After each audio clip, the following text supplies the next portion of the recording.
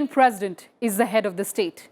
He or she is the first citizen of India and is a symbol of solidarity, unity and integrity of the nation. The President is the Supreme Commander of Indian Armed Forces. Namaskar, hello and welcome viewers. You're watching the special presentation of Sansad TV on Presidential Election 2022. As the term of office of President Ram Nath Kovind ends next month, an election to fill this impending vacancy will be held on July 18th. In this edition, you'll get to know everything you wanted to know about this high-profile election. So get ready for this speed ride. At the stroke of the midnight hour, when the world sleeps, India will awake to life and freedom.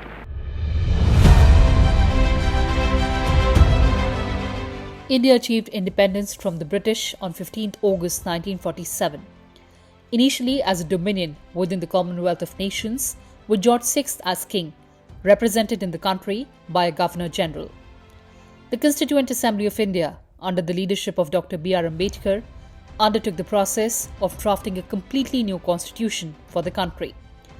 The Constitution of India was eventually enacted on 26th of November 1949 and came into force on 26th of January 1950, making India a republic.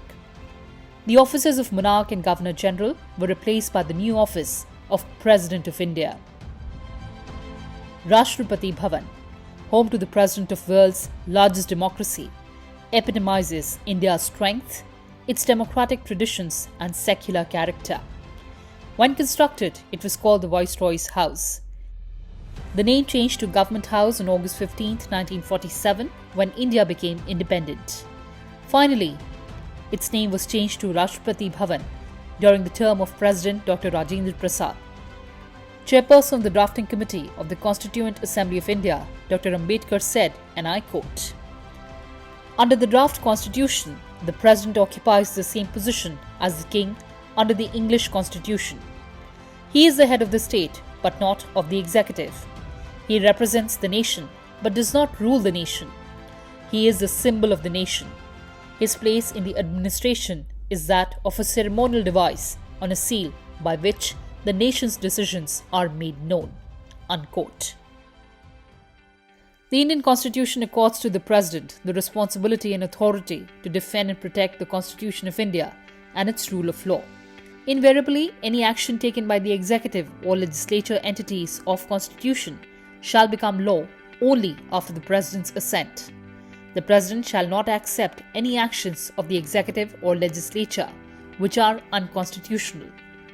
The President is the foremost, most empowered and prompt defender of the Constitution, who has the preemptive power for ensuring constitutionality in the actions of the executive or legislature. The President is the head of Union Executive. Consequently, all executive powers are exercised in his name. As the head of the executive, the President appoints the governors of the states, the judges of the Supreme Court and the High Courts, the Auditor General of India and many other high officials such as the members of Finance Commission, Election Commission, Union Public Service Commission. The President also appoints the Prime Minister and with his advice, the other ministers of the Union Council of Ministers. But here too, as in all other appointments, the President can seldom use his discretion. He is duty-bound to summon the leader of the political party which secures an absolute majority in the Lok Sabha to become the Prime Minister and form the ministry. Union Council of Ministers normally remains in office for 5 years, unless dissolved earlier for any reason. The President must be satisfied that the Council of Ministers enjoys the confidence of the majority of the Lok Sabha. Except when both houses of Parliament are in session, the President may also promulgate ordinances. The Constitution of India empowers the President to proclaim 3 kinds of emergencies: national emergency, emergency for failure of constitutional machinery in a state, and financial emergency. The President of India also grants pardons or reprieves punishment to any person who has been convicted by a court of law. The President also summons the sessions of Parliament and also addresses the joint session of Parliament. The 2022 presidential election will be the 16th presidential election to be held in India. On 21st June 2022, Yashwant Sinha was unanimously chosen as common candidate of the UPA and other opposition parties for the 2022 presidential election. On the same day, NDA chose Draupadi Murmu as its presidential candidate. Draupadi Murmu, a tribal leader from Odisha, was named the ruling NDA's candidate for the forthcoming presidential election at the BJP's parliamentary board meeting. Coming from the state of Odisha, Murmu is the first governor of Jharkhand to complete a 5-year term and the first person belonging to a scheduled tribe to be named by a political party for the post of President of India. Hailing from Odisha's Mayurbhanj district, Murmu started out as a teacher before entering state politics. She has been an MLA twice on BJP ticket, in 2000 and 2009. She has diverse administrative experience. An arts graduate from Ramadevi Women's College, Bhubaneswar, she almost spent 2 decades in politics and social service. अपने NDA के घटक के लोगों के साथ बातचीत करते हुए और लगभग 20 नामों पर हमारे यहाँ लंबे दौर की चर्चा हुई और चर्चा में सब लोगों के साथ बातचीत करते हुए एक सर्वसम्मति इस बात पर बनी कि सभी नामों पर चर्चा हुई, विस्तृत चर्चा हुई, लेकिन कुल मिलाकर के ये बात सामने आई कि हमें प्रत्याशी के रूप में कोई पूर्व से ढूंढना चाहिए, भारत के पूर्वी क्षेत्र से ढूंढना चाहिए और हो सके और हमारा प्रयास हो महिला को हमको स्थान देना चाहिए। और आज तक कोई आदिवासी ट्राइबल प्रत्याशी राष्ट्रपति के रूप में नहीं आया है, इसलिए हमें ट्राइबल पर और पहली बार कोई ट्राइबल को भारतीय एनडीए की तरफ से हम कैंडिडेट बना सकेंगे, ऐसा संसदीय बोर्ड, पार्लियामेंट्री बोर्ड का मत था और इसलिए श्रीमती द्रौपदी मुर्मू इनको राष्ट्रपति का प्रत्याशी घोषित किया गया है। Yashwant Sinha, the former IS officer who worked for the Janata Party, then the Bharatiya Janata Party, has been named as the candidate for the post of the President of the nation by the opposition parties. Yashwant Sinha had joined active politics as a member of the Janata Party after resigning from the IAS in 1984. He had been appointed the party's All India General Secretary in 1986 and was elected as a member of the Rajya Sabha in 1988. When the Janata Dal was formed in 1989, Sinha, a founding member, was appointed as party's General Secretary. He later joined the BJP and held important portfolios in the Vajpayee government. Before becoming the Union Finance Minister in the BJP-led National Democratic Alliance's first full-term government, which took office in 1998, Sinha had held that portfolio in Chandrasekhar's cabinet as well from November 1990 to June 1991. Opposition party को इकट्ठा रहना और एक तरफ के साथ रखना ये जरूरी है आज के वक्त। इसीलिए हमने वो यूनिटी नहीं तोड़ना, इसीलिए हमने ये सोचा कि सब मिलके जब एक होकर एक नाम सामने पेश किए हैं तो हम सब मिलकर सपोर्ट कर रहे हैं। हमारे नेता भी यही बात कही, इसीलिए हम आज यशवंत सिन्हा जी को बात करें। The process of electing the president in India is not like some other democracies, say the US. Well, we have broken down the process of electing the president of India in simple terms for our viewers. Who can vote, the voting procedure, and the other mechanisms involved. Take a look at this detailed analysis. Under Article 58, a candidate should fulfill the eligibility conditions to contest the election to the office of president. He or she must be a citizen of India, must have completed 35 years of age, must be eligible to be a member of the Lok Sabha, should not be holding any office of profit under the Government of India or state government or under any local or any other authority subject to the control of the said governments. However, the candidate may be holding the office of President or Vice President or Governor of any state or ministers of the Union or any state shall be eligible to contest elections. A nomination paper of a candidate for the election has to be made in the prescribed form. At least 50 elected representatives must propose a candidate who must then be seconded by 50 other electors to run for the president's office. The requirement of having a certain number of electors propose a candidate was introduced after the experience of the first 5 presidential elections. It was common then for several candidates to put themselves up for election when they did not have a remote chance of getting elected. In the 1967 presidential elections, 17 candidates contested, but 9 of them did not win a single vote. This repeated again in 1969 elections, when out of 15 candidates, 5 did not secure any votes. To discourage the practice, candidates had to secure at least 10 proposers and seconders each to contest the elections from the 1974 election onwards. A compulsory security deposit of 2,500 rupees was also introduced. The changes were brought through an amendment to the Presidential and Vice Presidential Act 1952. In 1997, the Act was further amended to increase the security deposit to 15,000 rupees and the minimum number of proposers and seconders to 50 each. The President of India is elected by an electoral college. This college comprises the elected representatives of the government that form the government after being elected in the state assembly and national elections. The citizens of the country directly elect these representatives. These elected ones then vote for the president, in theory representing the people who would ideally vote for the president. The President of India is elected by the members of an electoral college consisting of the elected members of both houses of parliament and the elected members of the legislative assemblies of the states, including the National Capital Territory of Delhi and the UT of Puducherry. The members nominated to either House of Parliament or the legislative assemblies of state, including NCT Delhi or UT of Puducherry, are not eligible to be included in the electoral college.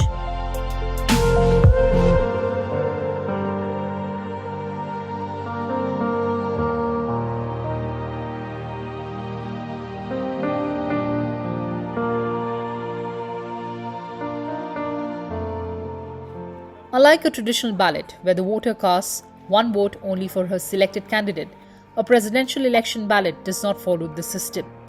What it follows is the single transferable vote system. According to this, each voter marks out his or her preference for the presidential candidate. If there are 5 candidates, for example, the voter will get 5 preferences. It is mandatory to give a first preference, as the vote will be declared invalid in its absence. However, if the voter doesn't give other preferences, the vote will be considered valid. The election shall be held in accordance with the system of proportional representation by means of a single transferable vote, and voting at such election shall be a secret ballot. The ballot paper does not contain any election symbol. There will be 2 columns in the ballot paper. Column 1 of the ballot paper contains the heading, name of the candidate, and column 2 contains the heading, order of preference. The vote quota has come about as a result of proportional representation, which ensures equal representation to all groups. Simply casting or indicating preference is not enough, as the person with the most number of votes or first preferences does not win the presidential election. The total number of valid votes decide how many votes a candidate will need in order to be declared winner. This number is divided by 2 and added to 1 to form the benchmark of winning. Should any candidate fail to reach the vote quota, the candidate with minimum number of votes is eliminated and her votes are transferred to the other candidates on the basis of the second preference. If the vote quota is achieved, a winner emerges, but if it doesn't, the candidates with the least number of votes is eliminated again and others get her votes on the basis of the third preference. The presidential election uses a special voting to tally the votes. A different voting weightage is assigned to an MP or an MLA. The value of each MLA's vote is determined on the basis of the population of their state and the numbers of MLAs. Due to a constitutional amendment passed in 2002, the population of the state, as per the 1971 census, is taken for calculation. The value of an MP's vote is the sum of all votes of MLAs across the country divided by the number of elected MPs. The manner in which votes are calculated is also different in these elections. Let's start with how the value of votes of MLAs is calculated. There are about 4,000 MLAs across the country. These MLAs come from different states. The value of vote of each of these MLAs is not the same.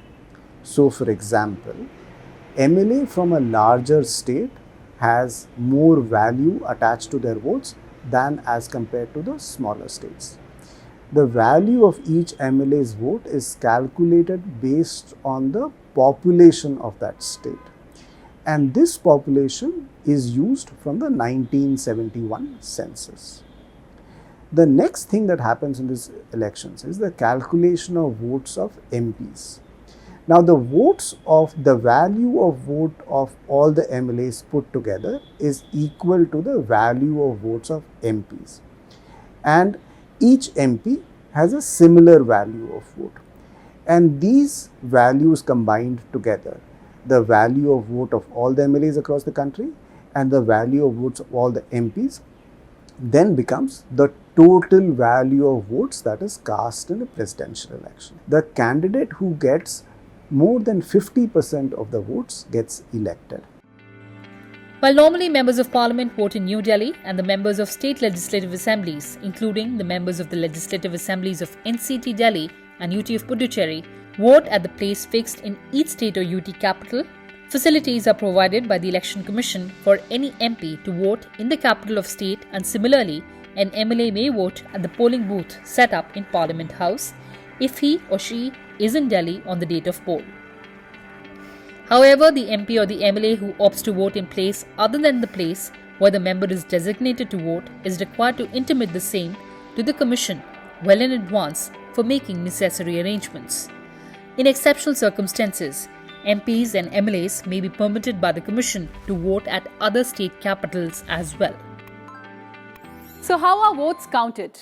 Well, after the valid ballot papers are segregated from the invalid ones, the valid ballot papers are distributed or counted on the basis of first preference marked on each of them.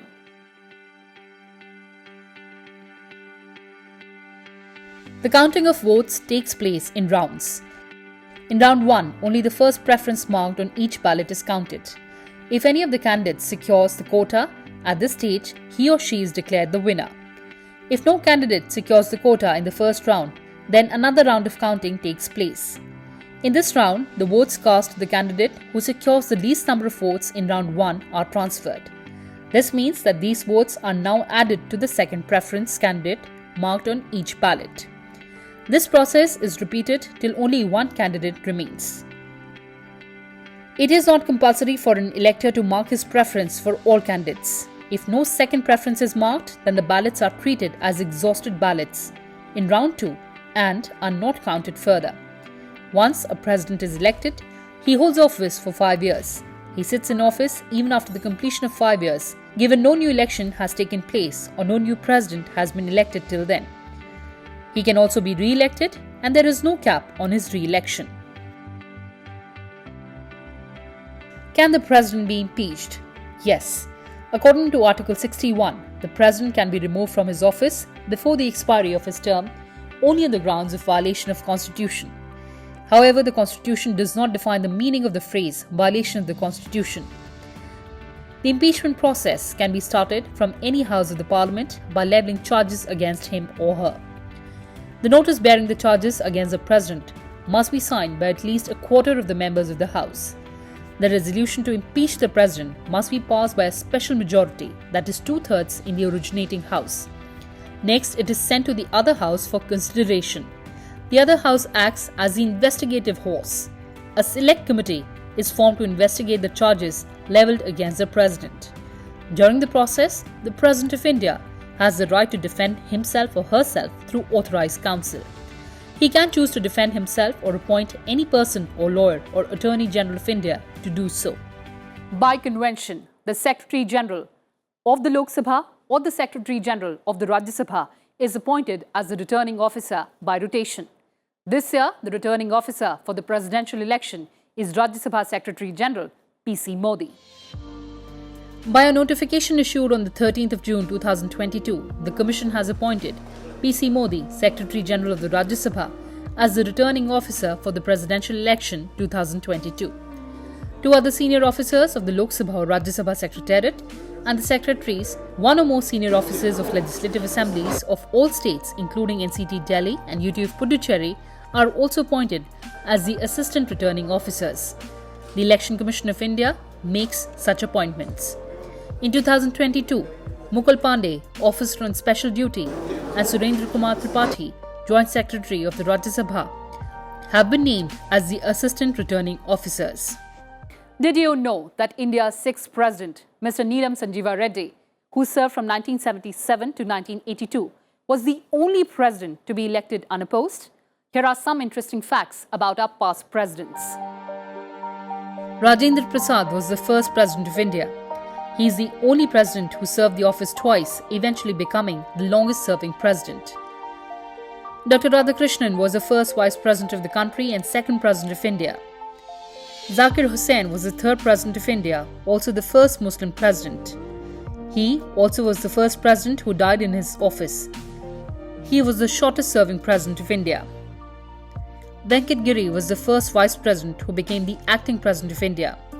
He also received Bharat Ratna in 1975. There were 3 interim presidents of India apart from 14 full-time presidents.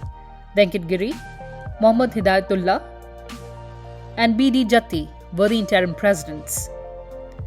Neelam Sanjeeva Reddy, the first Chief Minister of Andhra Pradesh. He became the youngest president ever at the age of 64.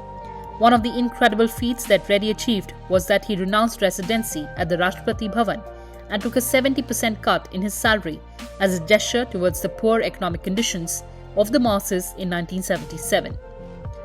Gyani Jail Singh was the first Sikh president of India. K.R. Narayanan was the first Dalit president of India.